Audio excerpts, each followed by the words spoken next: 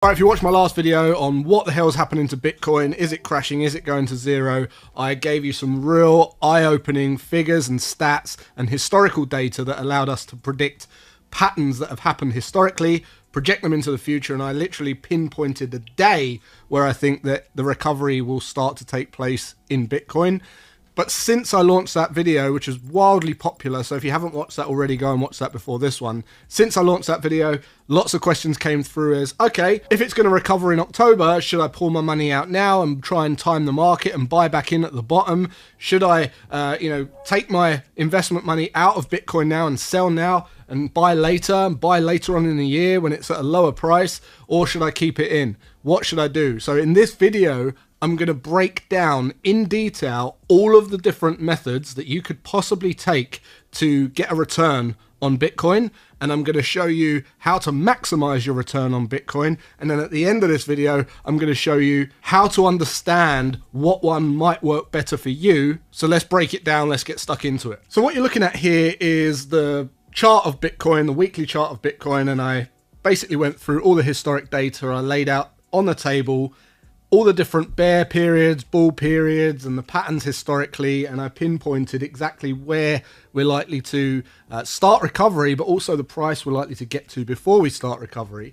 And then what I did is I extracted all of this data. I went over to Yahoo Finance, and I started to get the close price of Bitcoin on the first of every single month over all of those years, and I wanted to take a snapshot of the last crash because they're all very similar. I wanted to just take the last crash, and basically what I want to prove is what would happen if we started investing right before the crash, or what would happen if we we timed it perfectly and got in at the bottom, so at the recovery.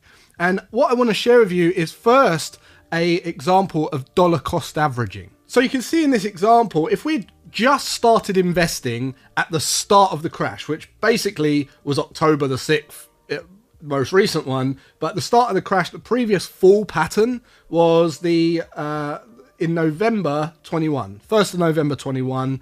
And if we just timed it perfectly, we would have got in on 1st of November 22. So we'd waited a year, okay? Now, I took all that data and I put it into this spreadsheet that I created. And what I wanted to find out was if we just dollar cost average, and for the sake of this, I'm just going to say we're putting in $1,000 every month just to keep the numbers round.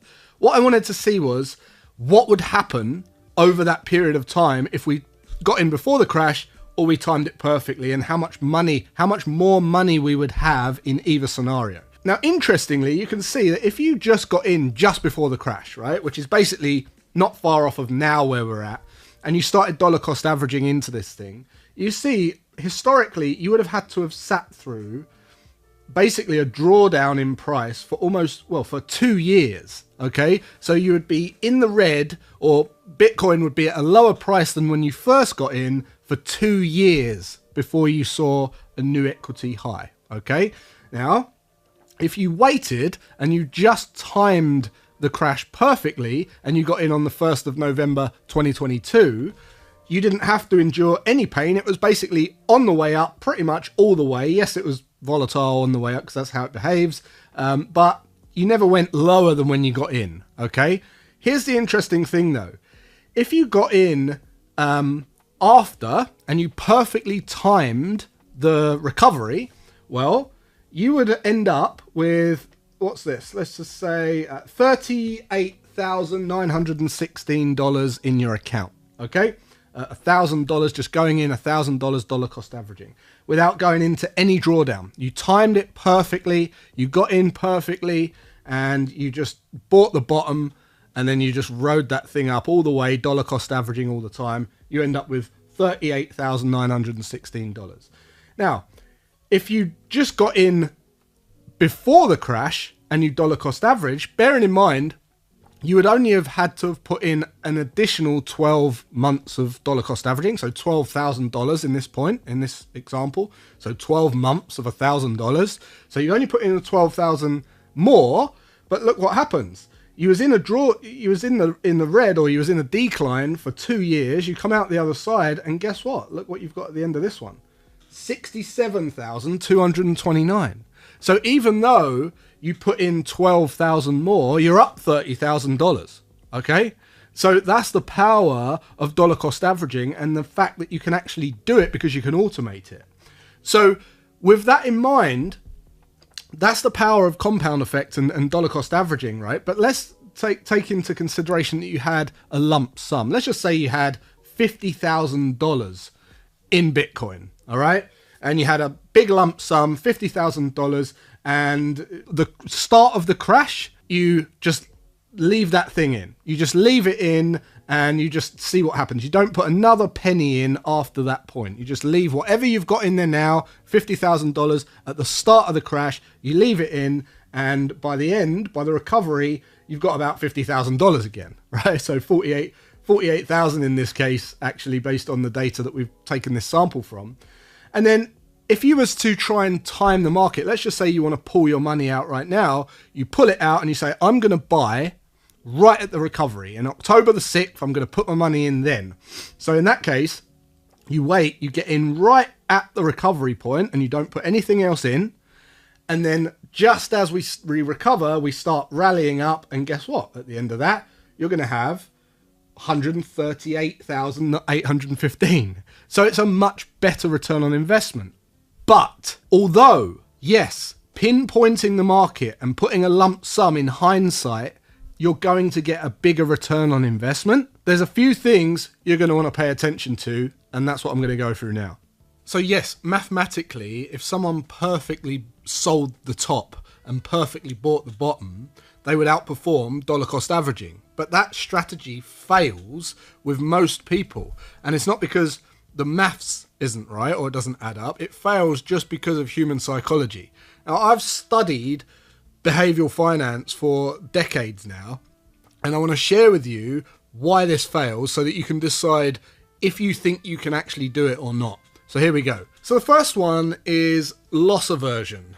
Now, there was a couple of American psychologists called Daniel Kahneman and Amos Tversky, and they came up with something called prospect theory. Basically, their research showed that losses feel roughly twice as painful as gains feel pleasurable. So when the market's crashing, the investor isn't thinking opportunity, they're thinking avoid more pain. And at the bottom, fear is at maximum. So to them, buying feels like voluntarily stepping back into danger. So instead of thinking this is cheap, their brain says, what if this falls another 50%? So loss aversion makes taking action at the bottom emotionally intolerable. Then we have recency bias. And this is where we overweight what just happened. So if the price of Bitcoin has fallen for the last 12 months in real time, the brain assumes falling will continue.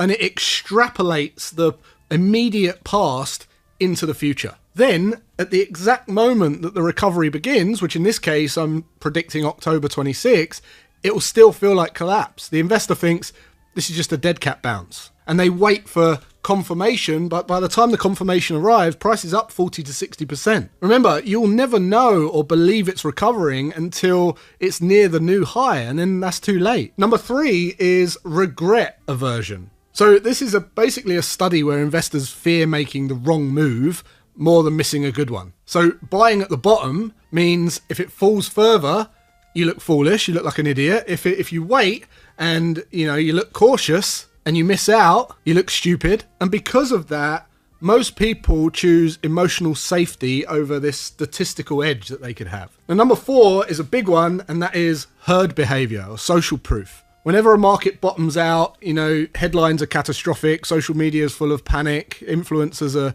predicting doom and gloom and coming up with conspiracy theories and all this kind of stuff. Friends and family saying Bitcoin's dead, crypto's dead. And humans are evolved to survive in tribes. So going against the tribe triggers this psychological discomfort. So buying when everyone else is terrified requires emotional conditioning that just most people simply don't have. And then lastly, there's action bias. And action bias under stress. Because when markets crash, your cortisol rises. Stress narrows your cognition. And you go into what's called fight or flight. It kicks in. People freeze. They overtrade or they keep cash until things feel safer. But the thing is, markets recover before you feel safe. So what happens is your emotional system, your emotions lag behind price action. So to summarize what I've learned from this and what I've witnessed with people's behavior as the collective market mind over the last 20 plus years that I've been in the markets one way or another, the bottom never feels like the bottom. It feels like capitulation or a panic sell-off, exhaustion, hopelessness. Maybe this time it's different, which is exactly why most people miss it. It's all emotional predictions rather than facts and logic, which is why I do these videos. So why does dollar cost averaging have a higher success rate? Well, it removes the need for predicting tops, predicting bottoms, overriding fear, timing re-entry, and most importantly of all, emotional decision making. It literally turns investing from making the perfect decision at the most perfect moment into follow a system regardless of emotion. And behavioral research consistently shows systems always beat willpower, especially under stress. So let me just get real about perfect timing for all of you asking that question. Perfectly timing a market is ridiculous, and hopefully you can see how ridiculous it is to expect to succeed attempting it. To outperform dollar cost averaging by timing, someone has to sell near the top, sit in cash while price drops, resist re-entering early, deploying capital near the bottom, and then do that consistently every time. Every single one of those steps has a psychological failure rate. And if you stack all those failure rates together, your probability of success is basically zero. So mathematically, perfect timing wins. Psychologically, almost nobody executes perfect timing. So the strategy that wins in theory loses in practice. And the strategy that looks boring, dollar cost averaging, wins in reality. In my Bitcoin scenario here, the person who waited a year and timed the recovery perfectly might have avoided pain. They might have put in 12k less. They might have felt clever, but yet they ended up 30k worse off. Why is that? Well, because compounding starts earlier. In the market, participation beats precision.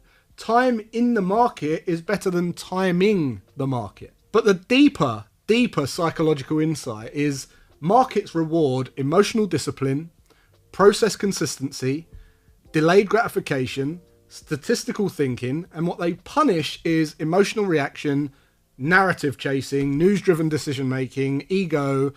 That's why dollar cost averaging works, because it bypasses all of that stuff. And just on a final thought here, at the end of the day, it doesn't matter if it's a new instrument or an old instrument. Every market, every instrument, every currency, every asset is driven by human behavior. And while technology changes, instruments change, even the assets themselves change, human psychology hasn't. For about 3,000 to 6,000 years, fear, greed, hope, regret, herd behavior, they've shown up in the same way again and again. And that is why markets produce patterns. And it's why patterns are how I've made money across markets for over 20 years. They don't fail, people do. You can read all the news you like. You can analyze fundamentals, macroeconomics, narratives, opinions. I don't. I read patterns. Because often people say to me, but how can you predict Bitcoin? You know, it's so young, it's so new.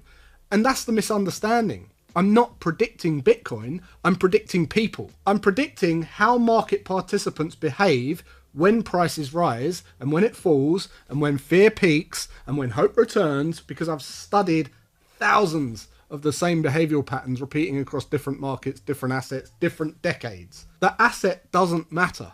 The psychology does. And that's exactly why strategies like dollar cost averaging work. Not because they're clever, you know, or special. It's because they're aligned with how humans actually behave and not how we wish we behaved. So that's it. If this helped you see the markets a little bit more clearly, do me a favor, share this with someone else who's panicking right now. And if you want more calm, evidence-based breakdowns like this, subscribe to the channel and keep learning how markets really work, because the right perspective is worth more than the perfect entry. I'll see you in the next one.